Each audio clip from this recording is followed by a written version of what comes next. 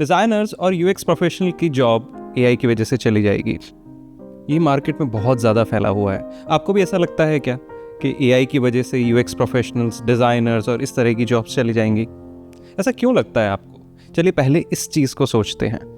ये इसलिए लगता है क्योंकि हमारे अंदर एक डर है। हम ये सोचते हैं कि कुछ भी मार्केट में नया आएगा वो हमें टेक ओवर कर लेगा। चलिए थोड़ा सा बैक स्टोरी इस चीज़ को देखने की कोशिश करते हैं।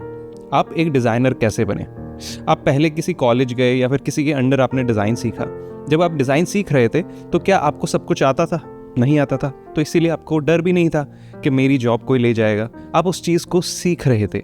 अब जैसे जैसे आप ग्रो करने लगे, जैसे जैसे आप करियर में आगे बढ़ने लगे, कंफर्ट जोन में जाने लग गए। अब इस कंफर्ट जोन का रीज़न क्या है? कंफर्ट जोन का भी एक रीज़न है, क्योंकि हम एक लेवल पे पहुंच चुके हैं और हमें लगता है कि अब ये डिज़ाइन में आगे और तो क्या होगा। जैसे वेबसाइट में मैं और क्या क्रिएटिविटी दिखा दूं, या फिर मैं ऐप में और क्या क्रिएटिविटी दिखा दूं। और इसी की वजह से हम एक कंफर्ट जोन में जाने लग जाते हैं। अब कंफर्ट जोन में जा रहे हैं इसलिए हमारे अंदर एक डर पैदा हो रहा है कि अगर कोई एक नया टूल आ गया, और नॉट इवन टूल, अगर कोई मुझसे ज़्यादा क्रिएटिव इंसान आ गया तो मेरी जॉब लेके चला जाएगा। तो इस डर को भगाने का सबसे सिंपल तरीका मैं आपको बताता हूँ। वो चीज़ है कि आप अपने आप को देखो कि आपने अभी तक जो लर्न किया है, क्या आप उसमें मास्टर हो? क्या उसकी वजह से आप इम्पैक्ट क्रिएट कर पा रहे हो? अब आप डिज़ाइन इंडस्ट्री के अंदर हो तो आपको रोज़ कुछ ना कुछ सीखना तो पड़ेगा। ऐसा तो नहीं है कि आपने एक स्क्रिप्ट सीख ली, वो स्क्रिप्ट आपने लिख ली, उस स्क्रिप्ट से आपने ज़िंदगी भर डिज़ाइन कर लिया। आपको अपडेट तो रहना ही है। अब एआई भी कुछ ऐसा ही कर रहा है। एआई के अंदर हम क्या कर रहे हैं? एआई से कुछ सीख रहे हैं और एआई की मदद से हम आगे बढ़ रहे हैं। तो जो लोग कहते हैं ना कि एआई की वजह से हमारी जॉब्स चली जाएंगी, तो वो बिल्कुल गलत है, क्योंकि एआई की वजह से आपकी जॉब्स नहीं जाएंगी। जो डिज़ाइनर्स एआई सीख लेंगे उनकी वजह से आपकी जॉब जाएगी। तो एआई तो एक फैसिलिटेटर है जो आपको फैसिलिटेट करता है कि आप और आगे अच्छे से बढ़ो और अच्छा सीखो। आपकी जो छोटी छोटी चीज़ों में आप पूरा टाइम ना ख़राब कर रहे हो, वो टाइम ना ख़राब करके आप एआई की मदद से पूरी स्ट्रैटेजी क्रिएट करो। अब एआई की वजह से आप एक वेबसाइट हो, ऐप हो या फिर कोई भी एक डिज़ाइन एलिमेंट हो, उसकी पूरी स्ट्रैटेजी तैयार कर सकते हो। पूरा फर्स्ट से लास्ट स्टेप तक कि मुझे इसमें कॉपी राइटिंग क्या लिखनी है, किस तरह से मुझे बनाना है, कुछ अगर उसके अंदर इमेज यूज़ करनी है तो वो किस तरह की इमेज होनी चाहिए, उसमें बॉय होना चाहिए या गर्ल होनी चाहिए, या स्माइल करते हुए होने चाहिए या दुखी होने चाहिए, वो सारी की सारी स्ट्रैटेजी आपको एआई क्रिएट करके दे देता है। अब आपका जॉब कहाँ बचता है? उस चीज़ को सही तरह से प्रेजेंट करना। अब कुछ लोग बोलेंगे एआई ये भी कर सकता है। बिल्कुल, डेफिनेटली एआई वो कर सकता है, लेकिन जब आप अपने क्लाइंट के साथ में बैठते हैं तो आप अपने क्लाइंट का माइंडसेट ज़्यादा अच्छे से समझते हैं। क्लाइंट आपको 4 चीज़ें बता देगा, आप उन 4 चीज़ों से 4 वेरिएंट्स क्रिएट कर लेंगे। लेकिन सेम प्रॉम्प्ट अगर आप एआई को दोगे तो हो सकता है एआई 10 प्रॉम्प्ट तैयार कर ले, 10 तरह के वेरिएंट्स तैयार कर ले।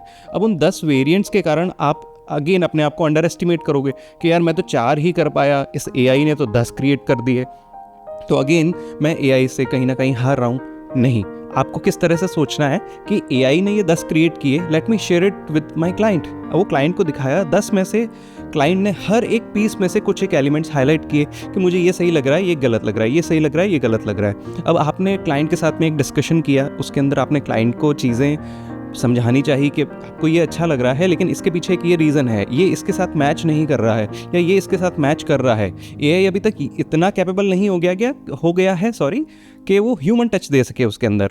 तो एआई आपको ऐसे फैसिलिटेटर हेल्प कर सकता है, उसमें जो ह्यूमन टच है वो आपको ही देना है। तो अपने दिमाग से ये चीज़ बिल्कुल निकाल दो कि एआई की वजह से हमारी जॉब्स चली जाएंगी। एआई एक फैसिलिटेटर है और एआई को एक फैसिलिटेटर ही रहने दो। आप एआई सीखो, एआई के साथ में काम करो और अपने आप को ग्रो करो।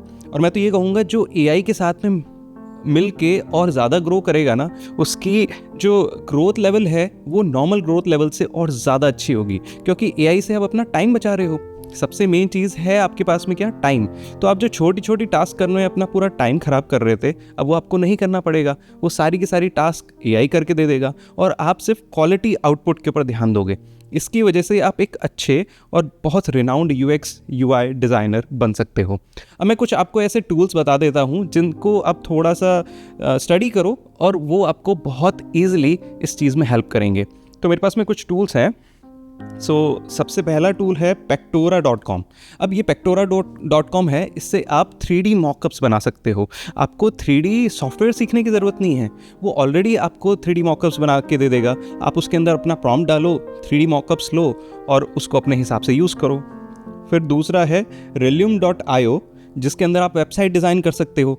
इसी के जैसा है Sketch.with.google.com, इसके अंदर भी आप वेब और ऐप की डिज़ाइंस बना सकते हो। फिर है अपने पास में Ready.ai, उसमें भी आप वेब और ऐप की डिज़ाइंस बना सकते हो। ChatGPT massively use AI software है ना, मैं इसको बहुत मैसिवली यूज़ करता हूँ, बहुत एक्सटेंसिवली यूज़ करता हूँ। इसके अंदर आप स्ट्रैटेजी से लेके डिज़ाइन तक सब कुछ बना सकते हो और उसके अंदर अपना ह्यूमन टच देके उस डिज़ाइन को अप्रूव करा सकते हो अपने क्लाइंट से। उसके बाद में है Lovable.dev, ये भी वेब और ऐप दोनों डिज़ाइंस क्रिएट करता है। तो कुल मिला के बात ये है, मार्केट में AI टूल्स बहुत सारे हैं, तो हमको ये नहीं डरना है कि यार कौन सा लें और कौन सा नहीं लें। इन सबको ट्राई करो और इन सबको ट्राई करने के बाद में आपको जो सबसे ज़्यादा सूटेबल लगे आपकी नीड्स के हिसाब से, उसको आप अपना एक तरह से कंपेनियन बना लो और उसके साथ में आगे बढ़ते हुए और क्वालिटी आउटपुट्स निकालने की कोशिश करो। बस यही एक सिंपल सा लॉजिक है। अगर आप ये चीज़ समझ गए ना, तो आपके अंदर से वो डर ख़त्म हो जाएगा कि मेरी जॉब AI की वजह से चली जाएगी। बिल्कुल भी नहीं।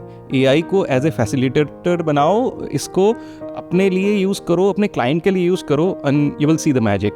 So this is the lesson for the day. KSB signing off.